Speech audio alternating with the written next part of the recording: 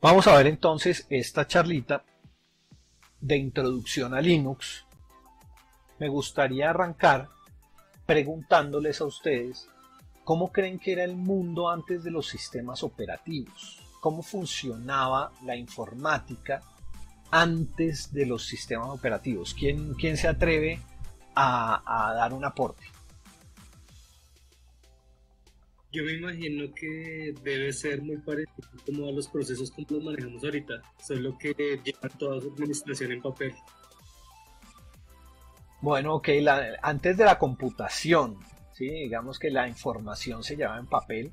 La primera base de datos que existe organizada, pues es la Biblia, ¿no? O sea, en la Biblia ustedes consiguen los capítulos, perdón, los libros con capítulos, con versículos, eh, ¿cierto? Y eso es una forma de organización de una base de datos en papel, ¿cierto?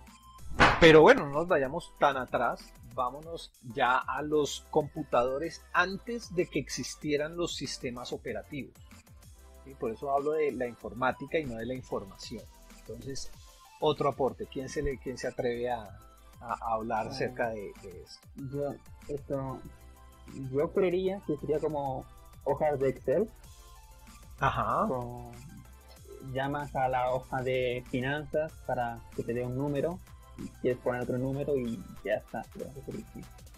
no, ok, hojas de cálculo, o sea, programas muy puntuales, efectivamente, antes de los sistemas operativos habían programas muy puntuales. ¿Quién más se arriesga, muy enfocados, muy enfocados en su área? ¿Quién más se arriesga a dar algo? Eran esos procesitos batch, ¿no? Los de, o sea, como con la cuestión como muy específica, llegan y los programaban y tal. Ok, Su entonces, batch, pues, listo. Entonces, como esas cosas en texto que se utilizaban. Bueno, digamos que cuando arranca la informática, pues lo primero que tuvimos fueron las tarjetas perforadas. ¿Alguna vez habían visto una tarjeta perforada? Estas son las tarjetas perforadas. Yo no alcancé a perforar tarjetas, digamos cuando yo entré a la computación ya habían disquetes. Ya ni siquiera eran en unidades de cinta, sino en disquetes. Pero antes, digamos que estas eran las tarjetas perforadas. Si se dan cuenta, en cada columna dice 1, 2, 3, 4, 5, 6, 7, 8, y hay algunas que están con un huequito o con varios huequitos, y esos son los bytes. Si se dan cuenta, ahí tenemos los bytes puestos dentro de un huequito. Esas tarjetas uno las ponía, el rume de tarjetas, que podían ser, no sé, 100 tarjetas, en orden, uno las ponía en el computador y el computador empezaba a lanzar las tarjetas por como unos rieles que iban por todo el computador. Y el computador era el tamaño de un cuarto, de un galpón de Corferias, ¿no? O sea, una vaina gigantesca, y estas tarjeticas andaban por esos carriles y habían en el transcurso del paso de esas tarjetas, habían unas peinillas de 8 dientes que tocaban, o sea, que hacían contacto con la otra peinilla. Y cuando atravesaba esa tarjeta, pues entonces si había huequito, pues seguía habiendo el contacto entre los dos dientes, pero si no había huequito, pues se separaba el contacto, y esto era lo que se llamaban las tarjetas perforadas.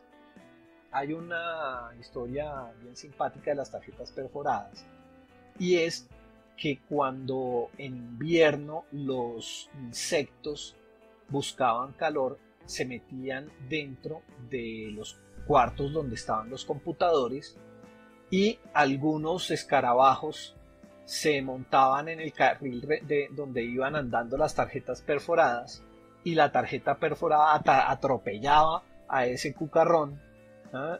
Y lo mataba, pero quedaba atascada la tarjeta, y entonces llegaba otra tarjeta y quedaban atascadas y empezaban a atascarse las tarjetas, y tocaba ir a buscar el bug.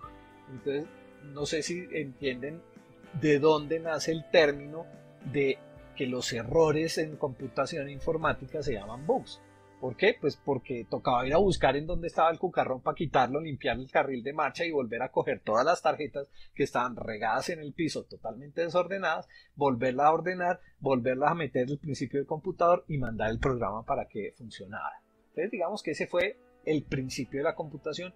Aquí no existía todavía sistema operativo. Bueno. Luego empezaron a aparecer aparaticos como esto se llama un procesador de palabra, como decía su compañero hace un momento. Me imagino que eran como unos programas muy especializados que hacían sus cosas muy puntuales. Y efectivamente era lo que sucedía con las calculadoras y los procesadores de palabra. O sea, estos aparaticos eran un computador en donde yo podía escribir 4 líneas de texto, decirle cuáles iban en negrilla, ordenarlas, entonces ponerlas para que, si por ejemplo si eran columnas, entonces que quedaran los números unos debajo de otros, y cuando ya veía que mi pantalla estaba bien, uno le daba imprimir y por acá atrás salía una hoja de papel, por aquí por este lado de atrás salía una hoja de papel impresa con lo que yo le había dicho acá. Yo escribía los siguientes 4 renglones y así. Esto era un procesador de palabras de los 80 muy probablemente. O las calculadoras, que pues todavía hoy en día ustedes me imagino que han visto calculadoras. Resulta que los chips que manejan las calculadoras y que manejan los procesadores de palabras pues sirven para más cosas. O sea, mejor dicho, yo con el chip que está en esta calculadora yo podría hacer un procesador de palabras, y con el chip que hay en un procesador de palabras yo podría hacer cálculos matemáticos. Pero el sistema operativo es el que le permite al computador cambiar de funcionalidad, o sea, poner a los chips a hacer un trabajo y luego ponerlos a hacer otro trabajo diferente, o inclusive en simultánea, cuando son sistemas operativos multitarea. Entonces, fíjense que en un principio los computadores, cada computador se dedicaba a una labor en particular. Habían computadores que eran solo hojas de cálculo, habían computadores que eran solo procesadores de palabra, habían computadores que eran específicos para la tarea en particular. ¿Qué fue lo que nos brindó los sistemas operativos? Lo que nos brindó los sistemas operativos fue que esos chips pueden funcionar para una cosa y luego pueden funcionar para otra cosa, ¿cierto? Y el sistema operativo lo que hace es, y aquí este computador de acá ya sí tiene un sistema operativo. Aquí está funcionando un juego de Star Trek, no sé si lo alcanzan a ver, de copyright 1983, está funcionando en DOS.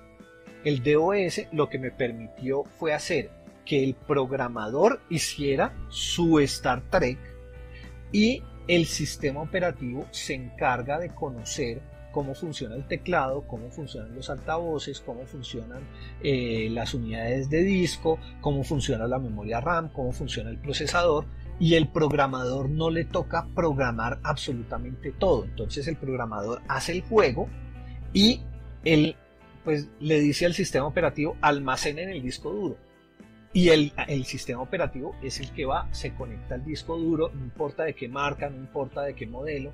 El sistema operativo es el que tiene los drivers, y con esos drivers el sistema operativo es el que se encarga de hacer la grabación en el disco. A mí no me toca, al programar ese programita de Star Trek, decirle cómo tiene que interactuar, cuál es el protocolo de comunicación con el disco. De eso se encarga el sistema operativo, lo mismo que el teclado. No importa qué modelo de teclado tengas, el sistema operativo se encarga de brindarte la conectividad entre tu capa de software con la otra capa, y permite que yo con una capa de software pueda utilizar los diferentes chips y los diferentes dispositivos que tiene el computador para interactuar con un programa o para interactuar con otro programa. Preguntas hasta aquí, ¿qué preguntas les surgen? ¿O hasta ahora vamos bien? Bueno, cuando no hay preguntas es porque no entendieron nada o porque el profesor es fantástico, maravilloso y todo quedó perfectamente entendido, y voy a optar porque fue la segunda. Bueno, pasamos entonces a lo siguiente. Entonces, ¿qué es un sistema operativo? Entonces, ya habiendo visto lo que vimos antes, entonces, ¿qué me pueden decir ustedes? ¿Qué creen que es un sistema operativo? Pues un sistema operativo es lo que permite al usuario interactuar con el hardware, ¿no? Más que al usuario, a los programas, ¿de acuerdo? Ok. Interactuar con el hardware. Muy bien, ¿qué otra cosa?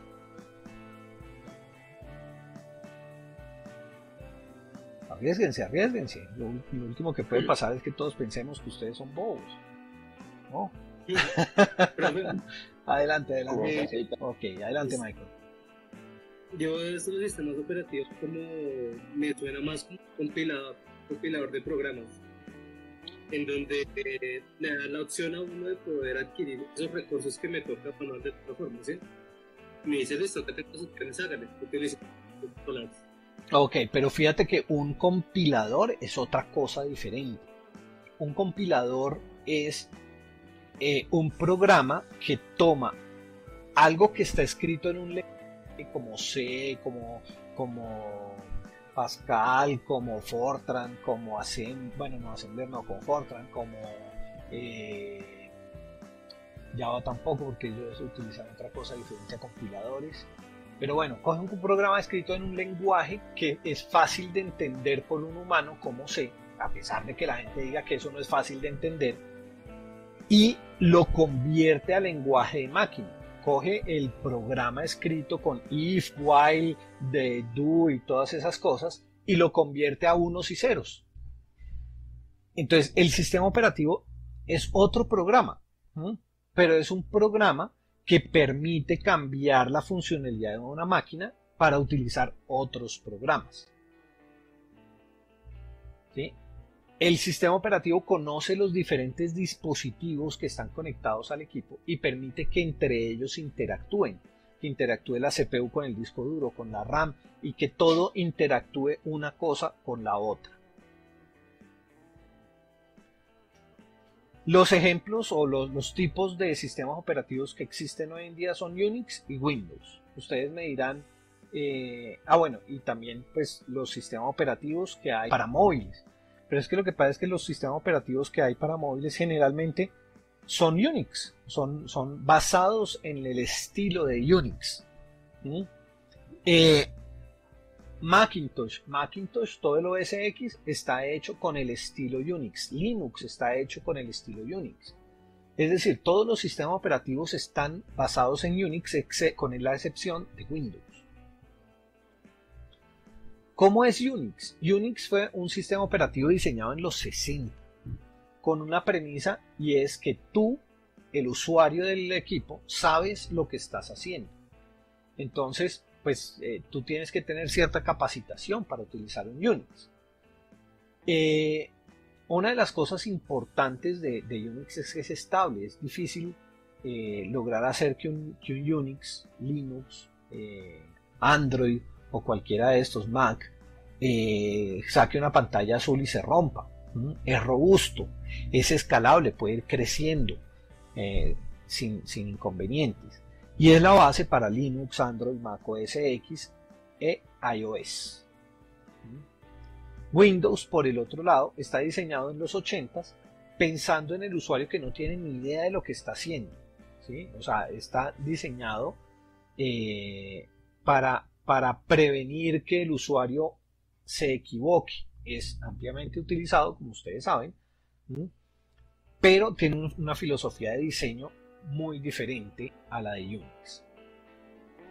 El mismo Unix que se diseñó en los 60 es el que hoy en día tenemos con ciertas mejoras, ajustes, pero el diseño quedó tan bien hecho que desde los 60 hasta hoy no se ha cambiado. Ya cuando ustedes se van a Windows se ha pasado por diferentes cambios, cuando pasó de Windows 3.3 a Windows 95, de Windows 95 al 98 no hubo muchos cambios, fue casi lo mismo, pero ya cuando llegó al Millennium Edition o cuando llegó al Windows 2000 o cuando llegó al Windows, ese paso que hubo al NT, entonces ya ese es un sistema operativo diferente. Es decir, han tenido una serie de cambios en el diseño en Windows. Unix sí ha sido Es prácticamente lo mismo que yo conocí en la universidad.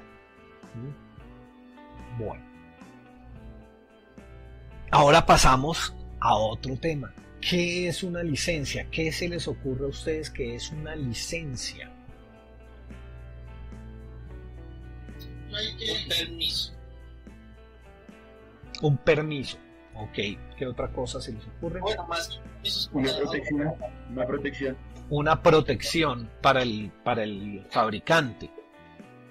Correcto. ¿Qué otra cosa se les ocurre? más que un permiso debería ser una autorización, porque pues el permiso como tal se deriva, es consecuencia de la autorización. Ok. Y la autorización trae por sí, como muchas otras más cosas, que un permiso, por ejemplo, no alcanzaría a contemplar. Entonces, Ok, entonces una autorización que es algo más complejo que un permiso. exacto, sí, señor. ¿Qué otra cosa se les ocurre que puede ser una licencia? Profe, es como los derechos de autor. Es- Es un programa o algo así. Ok, los derechos de autor, que en última los derechos de autor es una protección, ¿m? Exacto. Es una ley que protege. Ok, bueno, entonces, ¿una licencia qué es? Es un contrato, ¿m? Un contrato que generalmente es de adhesión. ¿Qué quiere decir un contrato de adhesión? Que ustedes se tienen que adherir a los términos. Cuando ustedes compraron el último celular que compraron, ¿m? Ustedes firmaron un contrato, ustedes pudieron cambiarle los términos a ese contrato. No, eso como venía el contrato, así es como ustedes lo tienen que firmar. Si no lo quieren firmar, pues no compren el celular, punto. Porque ustedes se tienen que adherir a lo que dice el contrato. Entonces una licencia, más allá de un permiso o una autorización, es un contrato que no hay necesidad tampoco de firmar. ¿Ah? Es un contrato que en sus reglas dice: si usted va a utilizar este software, usted se obliga con este contrato. Si no quiere obligarse a este contrato que es de adhesión, entonces ni siquiera utilice ese software.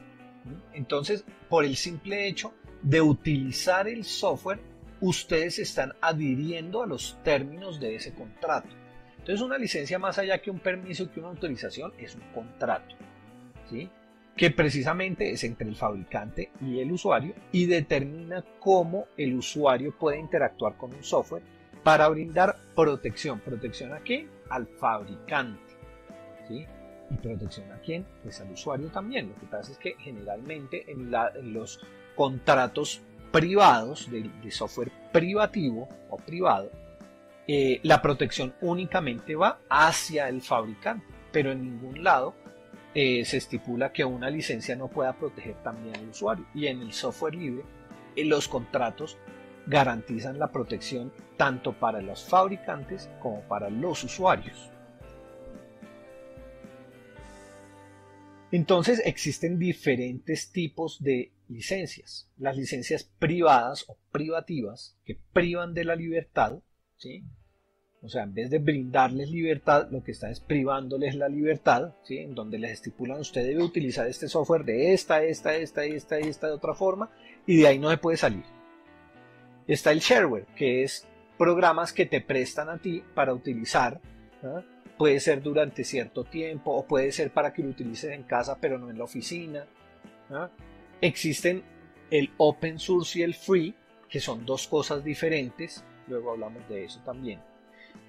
Y existe otra cosa que se llama el dominio público. Hay más tipos de licencias, digamos que estos son unos ejemplos. ¿Qué es el dominio público? Cuando tú no proteges con nada una obra, ¿sí?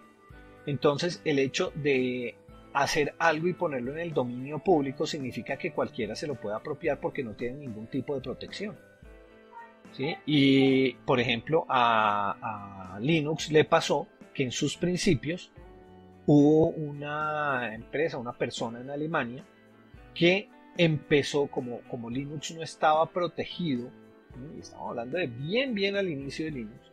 Como Linux no estaba protegido, sino estaba en el dominio público, hubo una persona que trató de apropiarse de Linux, cambiarlo, lo engañó un poquito y comenzó a distribuir Linux cobrando y con una licencia que él sí se inventó y lo protegió. ¿Mm? Y pues básicamente el argumento de esta persona, no, es que yo lo encontré ahí y pues como lo encontré y eso no estaba protegido, pues lo comencé a utilizar porque tenía mi derecho, porque eso estaba en el dominio público. Entonces la invitación es que todas las obras que ustedes hagan las protejan con una licencia, ¿sí? Sean dibujos, sean no sé, escritos, sean música, pero que tenga una protección, ¿sí? Para que nadie pueda coger la obra que ustedes hicieron y se la apropie. Bueno, vámonos entonces a Unix. ¿Cuándo nace Unix? Pues acá tenemos un CDC 7600 de 1969. Ese equipo fue del año en que el hombre llegó a la luna. Era un equipo que ni siquiera se hablaban de megahertz o hertz o nada de eso, sino se hablaban de nanosegundos. Tenía 512K de memoria y 40 megas de almacenamiento. No sé si alcanzan a ver aquí, si ven esto, estos son cintas donde se almacena información. Esas cintas almacenaban 40 megas de información. Y para conectar todo este equipo se utilizaban 120 millas de cables para manejar esto, que esto era un computador con estas características. En esa época, cuando nace el Unix, cuando el hombre llega a la luna, pues la primera versión de Unix se la encargaron, o fue encargada por la Oficina de Patentes de Estados Unidos, que pues la Oficina de Patentes manejaba mucha información y quería poder utilizar sus computadores para diferentes usos. Es decir, querían tener un sistema operativo que les permitiera correr diferentes programas para hacer diferentes cosas con el mismo hardware. Y pues encargaron al proyecto ARPANET para que hiciera la primera versión de Unix. Y resulta que como ese era un software, y en esa época el software realmente no era importante, o sea, la empresa más rica del mundo en esa época era IBM, International Business Machines, o sea, máquinas. Las máquinas era lo que generaba la riqueza en la informática, ¿sí? Y entonces, como esto que estaban haciendo era un software, pues ni siquiera la Oficina de Patentes fue capaz de patentarlo. Eso generó un caos porque al no patentar la versión de Unix, entonces comenzaron a salir una cantidad de Unixes diferentes. Salieron Unixes, el IX de IBM, salió el HPUX de Hewlett Packard, salió el Solaris de Sun Microsystems, salió el DEC para las Alpha. Bueno, mejor dicho, habían una cantidad de Unix diferentes, ¿sí? Eran costosísimos, ¿sí? Y no eran unificados. Más que un sistema operativo, Unix es un entorno de programación. Es decir, el sistema operativo propone una forma, un entorno de programación. Inclusive el libro que escriben Kernighan y Pike se llama El entorno de programación Unix, no el sistema operativo Unix.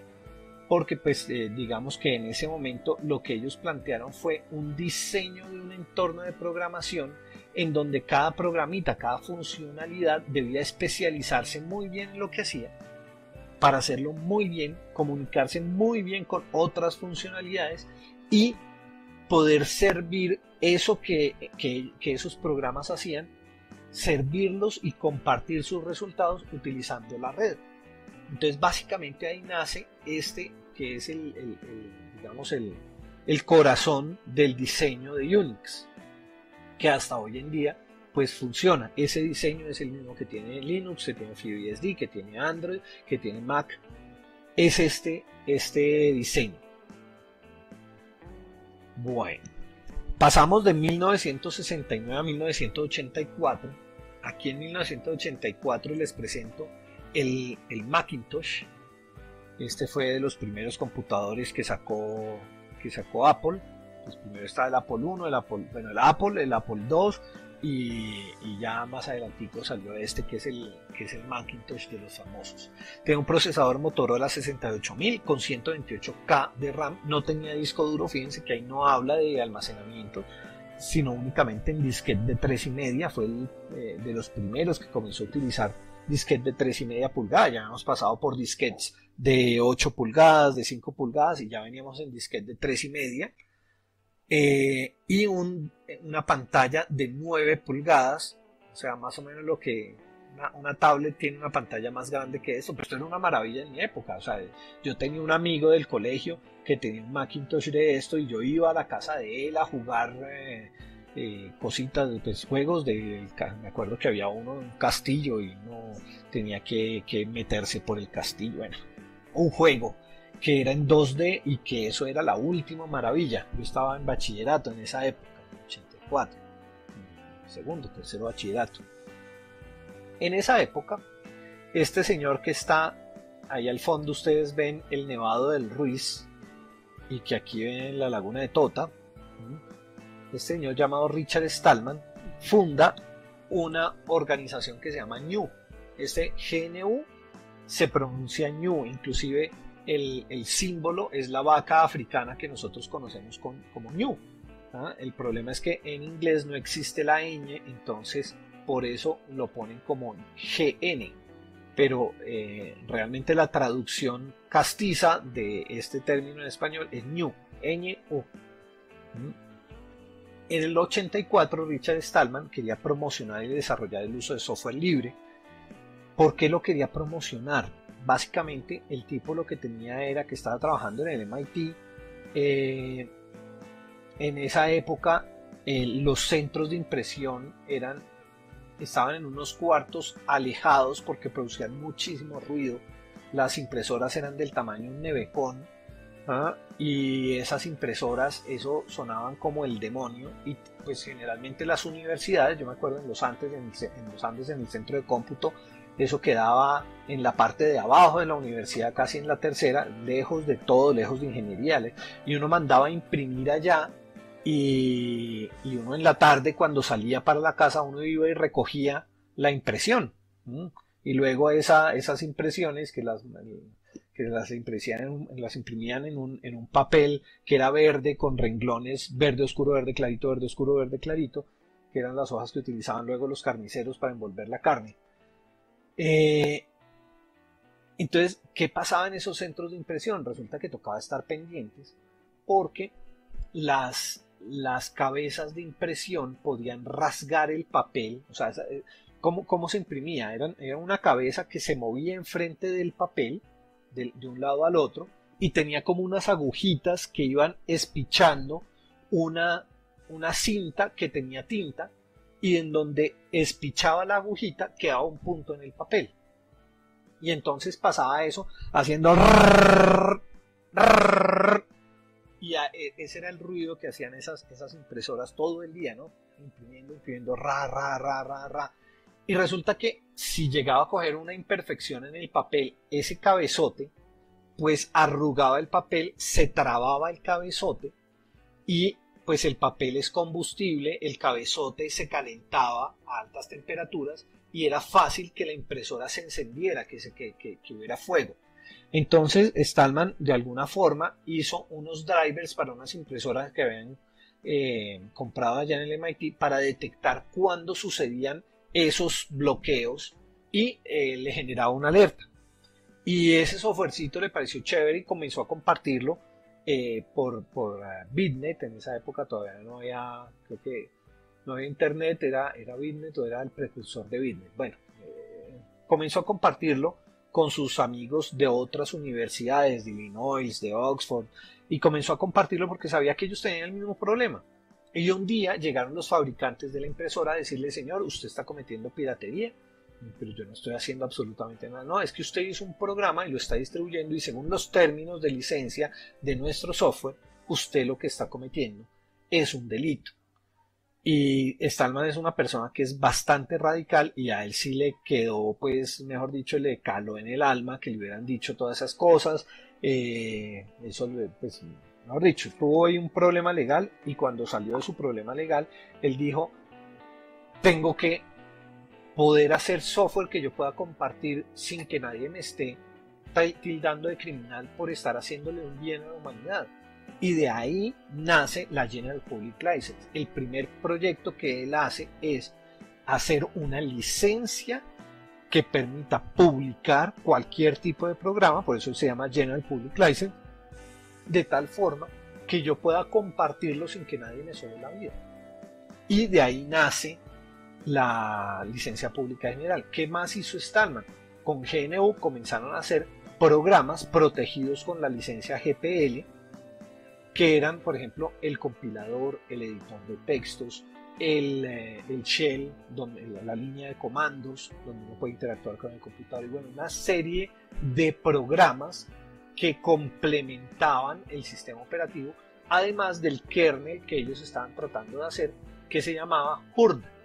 Y ese kernel HURD, pues, nunca salió del GNU, básicamente porque el diseño con el que se planteó ese HURD fue un diseño que lo había hecho Stallman de acuerdo a lo que él tenía en su mente, y tenía un grupo de personas que él contrató para que hicieran lo que él diseñó en su cabeza. Él era el gran arquitecto que había diseñado el sistema operativo, y él le dijo a la gente qué hacer. Pero resulta que fue una forma muy lenta de producir un sistema operativo. Entonces, si bien le fue muy bien produciendo el compilador, produciendo las herramientas de edición de texto, la línea de comando, los shells y ese tipo de cosas, le fue muy mal con el sistema operativo. Aquí en esta charla van a encontrar al señor Stallman hablando sobre las licencias, ¿sí? Y inclusive está en español, entonces no se los voy a poner. Es un videito de 6 minutos, pero pues para ahorrar tiempo, luego lo ven después de la charla. Es el software que respeta la libertad del usuario y la solidaridad social de su comunidad. El software que no es libre se llama software privativo. Bueno. Vamos a hablar de un computador que salió unos años después, en 1987. Este fue mi primer computador, el primero que compramos en mi casa, un IBM PS2. No sé si alcanzaron a conocer los mouse que se conectaban en estos plugs. Esos plugs eran los plugs PS2, fueron unos plugs muy famosos. Este computador era un computador de 20 Hz, ya estamos hablando de Hz, de 64K de RAM, y tenía un disco duro, una maravilla, de 8 megas de disco duro. Funcionaba con Windows 2. Este computadorcito fue una maravilla de computador en su época. Yo recuerdo que mi papá compró ese computador y costó 1.900.000 pesos. En esa época yo pagaba la matrícula máxima de la Universidad de los Andes, y la matrícula máxima de la Universidad de los Andes estaba como en 300.000 pesos. Hoy en día, ¿en cuánto está la matrícula máxima de la Universidad de los Andes? Bueno, primero hagamos cuentas. Divídanme, ¿quién me divide ahí? 1.900.000, 2 millones dividido 300.000 pesos. ¿Cuánto les da? Como 7 veces. Como 7. O sea que este computador costó 7 matrículas máximas de los Andes. ¿En cuánto es? Siempre ha sido yo. Pero por supuesto. No, pero voy a Rock al Parque para sentirme rudo, entonces no me merece la vida. Pues se mete a los pogos. ¡Claro! Y muy a los 49 años me meto pogos. Bueno, el 49 no, pero a los 48 el año pasado, que estuvimos en un concierto de Las Almas, y ahí me tocó meterme al pogo a darme pata, porque es que no se podía quedarse uno ahí quieto mirando la cuestión. Pero ya... Sí. Un poco de respeto ha recuperado, pero hasta ahí. Yupi, ¿no? Bueno, entonces estamos hablando del 87, 89, y en esa época todavía existía la General Public License. ¿Qué dice la General Public License? Dice, vea, si yo protejo con esta licencia el software que acabo de desarrollar, le estoy brindando a cualquier persona derechos para que lo copie ¿cuántas veces? Las veces que quiera, que lo distribuya a quien se le dé la gana, que le entregue copias al que quiera, de modificarlo. Vea, le entregó hasta el código fuente Ese es uno de mis deberes al publicar, al proteger con la licencia pública general. Yo tengo que entregar el código fuente. ¿Para qué? Para que la gente lo pueda estudiar, lo pueda modificar, lo pueda mejorar, lo pueda ajustar a sus necesidades y, por supuesto, lo puede utilizar. Fíjense que en ningún momento de los derechos o de los deberes se habla de plata. Es decir, el software libre, ustedes pueden utilizar el software libre para cosas comerciales. Yo puedo utilizar GIMP, que es el que les mostré la vez pasada, que era parecido al Photoshop, para hacer un logo publicitario de una empresa y cobrárselo a la empresa. Y yo estoy haciendo uso de mis derechos en la licencia pública general y nadie me dice que el producto de ese software tiene que ser también libre. No, yo puedo utilizar el software libre para hacer cosas privadas, para ganarme la vida. ¿Ah? Inclusive, si yo hago software con software libre, si yo por ejemplo escribo un programa con editor de texto Emacs, lo compilo con GCC, ese programa puedo protegerlo con una licencia privativa. No tengo que licenciarlo con una licencia libre. Ahora, es muy diferente si yo estoy escribiendo un programa y digo, oh, aquí tengo que utilizar un ordenamiento de listas y yo sé que en el código fuente de Linux en algún lado ordenan listas. Entonces me meto al código fuente de Linux, encuentro la función que ordena las listas, la extraigo del código fuente de Linux y la meto en mi programa. Ahí, en ese momento, cuando yo hice esa copia y la copié dentro de mi programa, tengo que liberar mi programa. ¿Por qué? Porque estoy utilizando software que está protegido con la licencia pública general. Pero si yo no estoy utilizando ningún tipo de licencias que estén protegidos de funciones o de código fuente, sino todo está saliendo de mi cabeza o estoy pagando las licencias de la librería de funciones, yo puedo poner mi programa como si fuera software privado, no tengo que liberarlo. Entonces, por eso, fíjense que el último deber dice, no se pueden cambiar las condiciones. Yo cuando entrego el software o cuando copio un pedazo de software, yo no puedo cambiar la licencia de protección de ese pedazo de código o de ese software. Entonces, es un deber no cambiar las condiciones. Es un derecho utilizarlo, inclusive para ganar plata. Yo puedo descargar Linux y distribuírselos a ustedes a, no sé, a 100.000 pesos la copia. Yo no estoy haciendo ningún tipo de piratería ahí.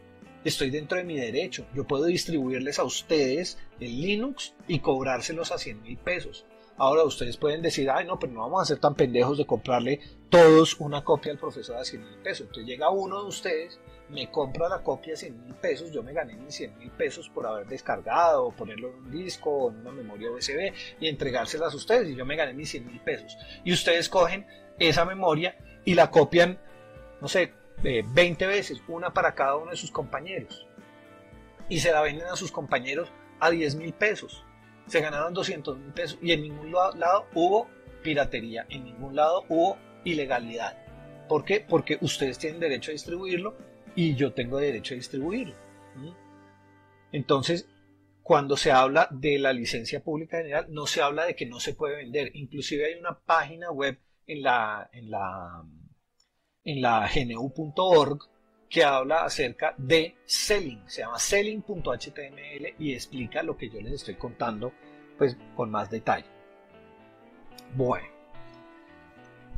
entonces desde 1984 hasta 1991, o sea, estamos hablando de 7 años, pues la cuestión no cambió mucho. Sí existían algunos programas que hacían cositas y que eran libres, el compilador, el editor de texto, pero todavía no había un sistema operativo hasta que salió este señor. En 1969 él nació y en 1991, o sea, cuando tenía 22 años tal vez. ¿Cuántos de ustedes tienen 22 años? Pueden todavía cambiar el mundo. Fíjense lo que les decía el otro día acerca de Einstein, ¿no? Einstein, antes de los 24 años, ya había escrito las 4 teorías de la física con las que se ganó el premio Nobel. Eso lo hizo de joven, a la edad de ustedes, ¿sí? Este señor, a la edad de ustedes, creó el sistema operativo. Él estaba estudiando en la Universidad de Helsinki, en Finlandia, y se llama Linus Torvalds, y se inspiró en Minix para hacer un sistema operativo siguiendo el estándar POSIX, y decide licenciarlo con la licencia GNU GPL, lo llama Linux. De ahí nace Linux. Bueno, ¿qué es Linux entonces? Es uno de los sistemas operativos. Fíjense esa palabra, uno de los sistemas operativos libres. Hay más sistemas operativos libres. ¿Sí? Está FreeBSD, está HURD, pero Linux es el más exitoso en esta área. Hoy en día es el sistema operativo más utilizado en el mundo. No en escritorio no es el más utilizado, pero como están todos los dispositivos Android, pues es hoy en día el más utilizado. Entonces, Linux es de los sistemas operativos libres el más exitoso y está desarrollado en forma de bazar. Ya ustedes creo que debieron haber leído, o si no deben estar leyendo en esta semana, La Cátedra del Bazar. Entonces, a diferencia de HURD de GNU, fíjense que tanto HURD como FreeBSD fueron unos programas concebidos por un gran arquitecto que dijo cómo hacerlo.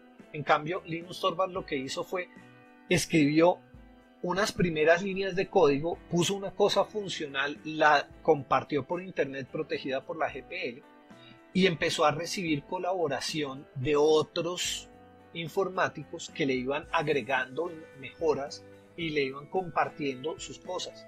Linus Torvalds, más allá de ser una persona que cambió el mundo por haber escrito un programa, fue porque concibió una nueva forma de desarrollo y fue el Extreme Programming, fue la forma de programación en la que yo, en vez de tener un plan maestro, lo que yo hago es poner un mercado de las pulgas, esa palabra bazar en colombiano se llama mercado de las pulgas, es poner un mercado de las pulgas en donde cada quien pues pone lo que se le ocurre, ¿sí? Y las cosas que funcionan empiezan a progresar y las que no funcionan terminan por irse y ser reemplazadas por cosas nuevas. Ese es el desarrollo de bazar. Sí, Linus Torvalds hizo Linux, pero no tenía un poco de drivers. La gente comenzó, me hace falta tal driver, ¡pam! Inclusive Linus Torvalds en algún lado dice, cuando los hombres eran hombres y cada quien programaba sus propios drivers, ya hoy en día nadie programa un driver, pero antes cada quien programaba sus propios drivers, entonces la gente programaba el driver de su tarjeta de red, de su tarjeta de video, de su tarjeta de sonido y le iban mandando los aportes a Linus Torvalds, y Linus Torvalds lo que hacía era reunir y construyó una comunidad en donde cientos de miles de desarrolladores tenían la oportunidad de aportar su conocimiento sin tener ninguna jerarquía definida, sin tener ningún organigrama definido. Simplemente lo que va llegando, si funciona, se va metiendo. Y esa es la forma de bazar. Más adelante aparecieron las distribuciones. ¿Qué son las distribuciones? Las distribuciones son empresas u organizaciones que descargan Linux de internet. Se van a kernel.org, ustedes pueden ir a kernel.org y descargar Linux. Y descargar otros programas, Mozilla Firefox, LibreOffice, GIMP, Inkscape, bueno, todos los programas que ustedes piensen que requiere la distribución que ustedes se van a inventar. Y organizan todo eso para que una persona que reciba el medio de instalación lo pueda instalar fácilmente y actualizar fácilmente. ¿Sí? Eso es una distribución. Ustedes pueden hacer su distribución, sí, inclusive entre los artículos que hay en el Moodle van a encontrar, o en Esquina también, van a encontrar un artículo que se llama Cómo hacer tu propia distribución de Linux. Y ustedes lo pueden hacer. No es difícil. ¿Sí? Lo único es que ustedes tienen que escoger cómo se compila el kernel de Linux y qué programas van a agregar, cuáles son las herramientas para instalarlo, esas sí las tienen que desarrollar ustedes, y cuáles son las herramientas para mantenerlo actualizado. Y entonces, pues muchas veces me preguntan, bueno, ¿y cuántas distribuciones hay? Porque yo escuchaba muchas. Entonces, en este grafiquito que está acá, me imagino que lo ven claramente, están todas las distribuciones de Linux. Si no lo ven claramente, entonces vamos a mirarlo un poquito más de cerca si quieren. Aquí lo que van a encontrar es, por ejemplo, acá hay una distribución que se llama Knoppix, que tiene como hijos a Quantian, Linux, bueno, bla, bla, bla, bla. Todo esto son distribuciones hijas de esta distribución que se llama Canopix. Esta línea azul dice que Canopix nació en el 2000 y siguió hasta el 2019, o sea, hasta ahorita todavía existe. Y las otras ramas son ramas, por ejemplo, estas se han ido acabando, han ido desapareciendo esas otras distribuciones. Y pues fíjense que estamos hablando del GNU Linux Distribution Timeline, que va desde 1991 hasta el 2000. Entonces arranquemos por el principio. Todo comenzó con MCC Macintosh, que está más abajito, y por esta que está en toda la parte superior, que se llama SLS. Esa fue la que bajamos en los Andes en 1993. SLS, de la cual nace Slackware, que fue la primera que instalé ya en mi computador en la casa. Fue esta Slackware. Pero resulta que Slackware era muy difícil de instalar porque pues prácticamente tocaba recompilar muchas cosas y a veces cuando yo recompilaba algo se sobreescribía algo que yo ya había instalado y entonces yo instalaba un programa y me tiraba otro programa. Entonces llegaron estos señores de Red Hat y se inventaron un sistema que se llama de manejo de dependencias, que permite que cuando ustedes instalen un programa, ese programa sabe de quién depende, sabe si necesita una versión mayor de las dependencias y le dice a uno, oiga, para instalar este programa necesito actualizar tal otro programa y eso va a afectar a tales otros programas. Entonces de esa forma pues ustedes evitan pues dañar un programa al instalar otro. No sé si les ha pasado alguna vez en algún otro sistema operativo que no quiero mencionar, que ustedes instalan un juego y se tiraron el juego anterior que estaba montado y no funciona el juego anterior porque el DirectX era una versión diferente que ya no es compatible. Bueno, entonces estos señores de Red Hat nacen proponiendo esa cuestión y de ellos fíjense que hay varios hijos. Por ejemplo, aquí vemos a CentOS, ¿sí? Vemos a Fedora, vemos a Red Flag. Red Flag es la versión china de Linux. Y está Conectiva, que es la versión brasilera de Linux. ¿Sí? Muchas distribuciones hijas de Red Hat que utilizan el sistema de manejo de versiones que se llama RPM. Y entonces los alemanes dicen, no, pero es que a mí también me gustaría, pero no me gusta la forma como está manejando Red Hat. Me gusta más cómo lo maneja Slackware. Entonces montan el sistema de RPM sobre Slackware y crean SUSE, que es una empresa alemana que hace la distribución SUSE. Bueno, SUSE se pronuncia en alemán. Pero entonces nace una organización sin ánimo de lucro que se llama Debian, que dice, no, ¿y por qué se están ganando plata con el Linux si esta cosa debe ser para la humanidad? Entonces yo lo que hago es que organizo un grupo de voluntarios para que hagan una nueva distribución que también utiliza un sistema de dependencias diferente al del Red Hat. El del Red Hat se llama RPM, Red Hat Package Management. Y lo vamos a llamar Deb. Entonces, cuando vean programas que quieren instalar, muchas veces les van a preguntar, ¿lo quieren instalar en .deb o en .rpm?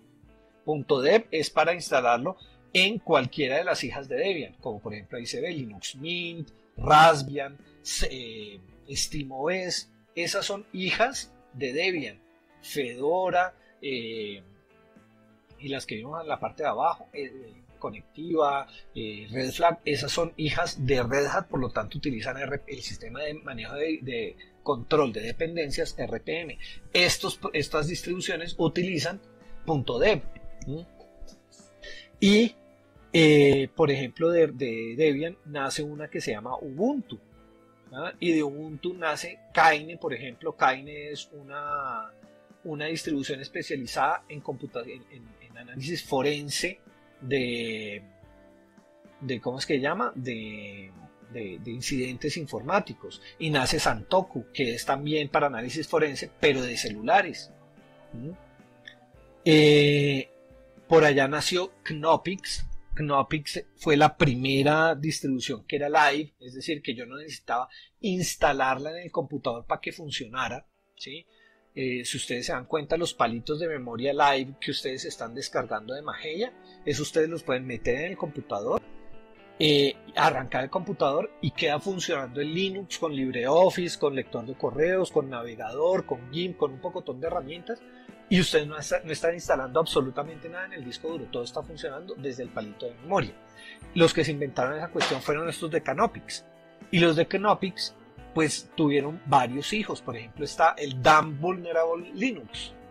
¿Qué es el Damn Vulnerable Linux? Es un Linux que está construido con todas las vulnerabilidades abiertas.